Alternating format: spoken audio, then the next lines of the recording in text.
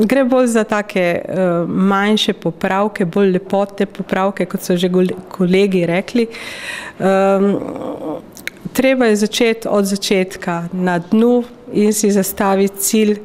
Praktično kot podjetja si želimo bolj fleksibilne zakonodaje, o tem, ko se govori, ampak ne vidim pravih prijemov pri tem. Če govorimo o malici in prihodu na delo, praktično tu ne gre za noben prihranek, gre samo za neko isto merilo, ki ga bomo imeli v primerjavi z drugimi državami.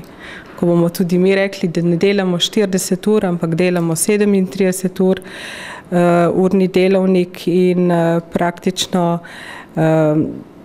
cena dela bo ostala ista. Tudi to je dobro, da se ta popravek naredi, zaradi tega, da bomo govorili isto, ne. Zaslužiš, bom rekla, tvoja plača je bruto plača plus prevoz plus prehrana, tako kot v ostalih državah to pojmujejo. Delavci bi morali pa tudi sami storiti več zase, za svoje zdravje. Tako je. Glede na to, da bomo morali delati do svojega 60., 65. leta, to se pravi 40 let, mislim, da se moramo krepko zavedati, da moramo sami nekaj narediti, da ostanemo zdravi. V našem podjetju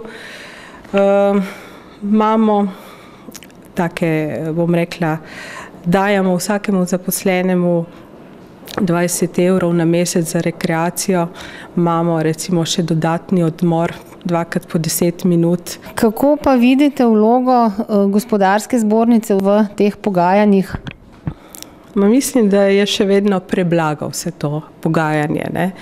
Verjetno je tu moč, glede na številčnost, ne, delodajalci ali pa sindikat s svojim članstvom je sigurno neko nesorazmerje v pogajanjih, ampak vseeno mislim, da bi tudi na drugi strani, to se pravi na pogajalski strani, zbornica mogla tudi združiti vse svoje in